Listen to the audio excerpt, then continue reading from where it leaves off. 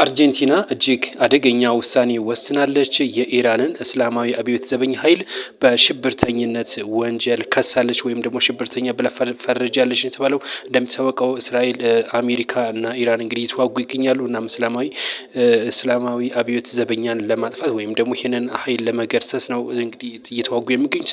እናም አርጀንቲና ይህንን ኃይል ሽብርተኛ ብላ መፈረጇ በርካታ የዓለም አቀፍ ሚዲያዎች እንደዚሁም ደግሞ ሀገራት እየተናገሩበት ነው የሚገኘው። ምናልባትም አርጀንቲና ይህንን መስመር ከከፈተች ሌሎች ሀገራትም የኢራንን እስላማዊ አብዮት ዘበኛን በሽብርተኝነት ይከሳሉ። ሌሎች ሀገራትም በተለይ በሆርሙዝ ሰርጥ ጋር በተገናኘ ሌሎች ሀገራትም በሽብርተኝነት ይፈርጁ ይችላሉ ተብሎ ተነግሯል። ብሩክ ኒውስ ልጁን ክርስትና አንስቷል። እንኳን ደስ አለህ በሉት።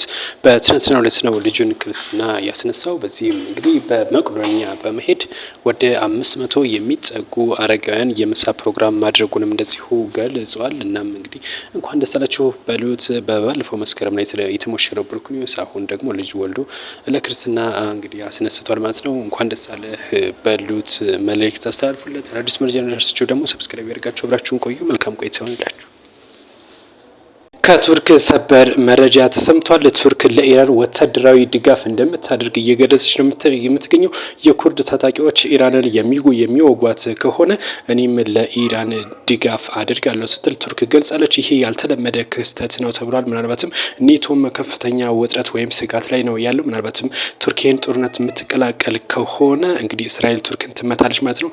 ይሄ እንግዲህ ኔቶን ከባድ አደጋ ወይም ፈተና ላይ የሚያስቀምጠው ነው። አሜሪካም በዛ በኩል አለ። እናንተ ምን ሀሳብ አስተያየት አላችሁ? ሀሳብ አስተያየታችሁን አስቀምጡልን። ሰበር መረጃ ተሰምቷል። እስራኤል በሊባኖስ 2000 ፓውንድ የሚመዝን እጅግ አደገኛ ቦምብ በዋና ከተማዋ ቤይሩት ከባድ ጉዳት አድርሳለች የተባለው። በዚህም በደረሰ ጉዳት እንግዲህ በርካቶችም ህይወታቸውን አጥተዋል ነው እየተባለ የሚገኙ ሟቾች ቁጥርም እንደሚጨምር ጭምር ነው የመረጃ ምንጮች የጠቀሱ የሚገኙት። ይህ ቦምብ እጅግ አደገኛና በርካታ ቴክኖሎጂዎች የተገጠሙለት ነው። በርካታ ማህበረሰብ በሚንቀሳቀስበት በከተማዋ በተጨናነቀ ህንፃ ላይ ነው ይህንን ጥቃት ያደረሰችው። ይህ ቦምብ እጅግ አደገኛ ከመሆኑም በላይ በርካታ በዛ አካባቢ ያሉ ፎቆች ላይም እንደዚሁ ጉዳት አድርሷል ነው የተባለው። ወደ ከፍተኛ የሆነ ወደ መሬት ስለሚገባ ማለት ነው። እንግዲህ 2000 ፓውንድ ይመዝናል ነው የተባለው። ይህ ቦምብ ከቤይሩት ጋር እንግዲህ ከባድ ውጥረት ውስጥ ገብታለች እስራኤል። በድንበር ላይም ከባድ ውጊያ እንዳለም ጭምር ተገልጿል። አሜሪካው ፕሬዚዳንት ዶናልድ ትራምፕ ከኢራን ጋር ድርድር ማድረግ እንደሚፈልጉ ይፋ አድርገዋል። በዛሬው ዕለት በሰጡት ጋዜጣዊ መግለጫ የአሜሪካ ሕዝብ በጉጉት ሲጠብቀው የነበረው መግለጫ እንደሆነ ይታወቃል።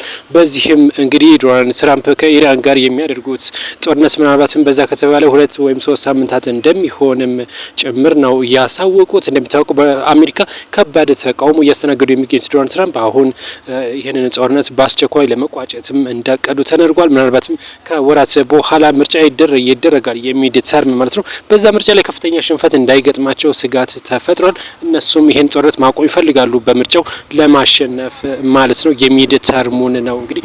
እናም እንግዲህ ኢራን ማለት ነው ኢራን ከፍተኛ የሆነ ውድመት ደርሶባታል። ወደ ድንጋይ ዘመን ተቀይራለች። እኛ ዛ አሁን ምንም አናደርግም መውጣት አለብን ሲሉ ዶናልድ ትራምፕ ለደጋፊዎቻቸው በዛሬው ዕለት በአሜሪካ መግለጫ ሰጥተዋል። እናንተ በዚህ ጉዳይ ምን አሰባላችሁ? አስተያየታችሁን አስቀምጡልን። መልካም ቆይታ ይሆንላችሁ። በትናንትናው ዕለት የመምህር ዘላለም ወንድሙ የሻማ ማብራት ፕሮግራም ተደርጎላቸዋል። በደብረ ጽጌ ቅዱስ ኡራኤል ቤተ ክርስቲያን ነው የሻማ ማብራት ተደረገላቸው። በሰንበት ተማሪዎች በሰብካ ጉባኤ እንደዚሁም በአካባቢው ባሉ ወጣቶች በተደረገ ትብብር ነው የሻማ ማብራት ፕሮግራም ተደርጎላቸዋል። በዚህም እንግዲህ በርካታ እንግዶች ተገኝተው ይህንን የሻማ ማብራት ስነ ስርዓት አክብረዋል። እንደሚታወቀው መምህር ዘላለም ወንድሙ በአሜሪካን ሀገር ያው ሄደው ለስራ ጉዳይ ሄደው ህይወታቸው ማለፉ ይታወቃል። እናም እንግዲህ ያንን ለማሰብ ነው የሻማ መብራት እየተደረገላቸው በቅዱስ ኡራኤል ቤተክርስቲያን። በድጋሚ ነፍሳቸውን ይማርልን። ለወዳጅ ዘመዶቻቸው መጽናናት እንመኛለን። አዳዲስ መረጃ እንደደረሳችሁ ደግሞ ፎሎ እና ሰብስክራይብ እያደረጋችሁ አብራችሁ እንድትቆዩ እንጠይቃችኋለን። በአክብሮት አስተያየትም ካላችሁ አስተያየት ስጡን። መልካም ቆይታ ይሆንላችሁ።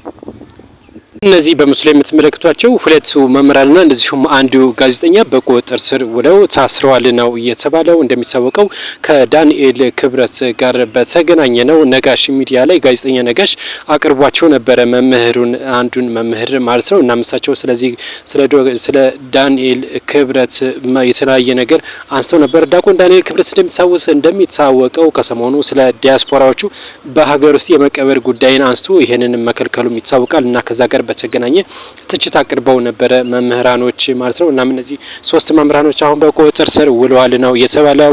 መምህር ደረጀ ነጋሽ፣ እንደዚሁም ጋዜጠኛ ነጋሽ በዳዳነ፣ እንደዚሁም ደግሞ መምህር ሲሳይ አዳነ በቁጥጥር ስር መዋላቸው ነው የተነገረው። ከዚህ ጋር በተገናኘ ሰፋ ያለ መረጃ ይዤላችሁ መልሳለሁ። እናንተ ግን ሰብስክራይብ ያደረጋችሁ አብራችሁን ቆዩ። መልካም ቆይታ። በአዲስ አበባ አንድ ያልተለመደ ክስተት ተከስቷል። ባቡር ላይ ሲኖትራክ ወጥቶበታል። በዚህም እንግዲህ 2 ሰዎች ጉዳት ደርሶባቸዋል። ባቡሩ ሲያልፍ ነው ሲኖትራኩ ባቡሩን የገጨው። ሳሪስ ምረት አካባቢ ነው ይህ ድርጊት የተፈጸመው ማለት ነው። እንደሚታወቀው በአዲስ አበባ በዚህ በተከታታይ ቀን በርካታ ሰዎች ህይወታቸውን አልፈዋል። ባለፈውም እንደዚሁ ጉዳት ደርሷል። ወደ 11 ሰዎች የተጎዱበት ማለት ነው። ዛሬ በትናንትናው ዕለት ደግሞ እንደዚሁ የሲኖትራክ ተሽከርካሪ ባቡር ጋር በመጋጨት 2 ሰዎች ጉዳት እንዲደርስባቸው አድርጓል ነው የተባለው። አዳዲስ መረጃ እንደደረሳችሁ ሰብስክራይብ እና ፎሎ እያደረጋችሁ አብራችሁን ቆዩ። ሀሳብ አስተያየት ካለ አስቀምጡልን። መልካም ቆይታ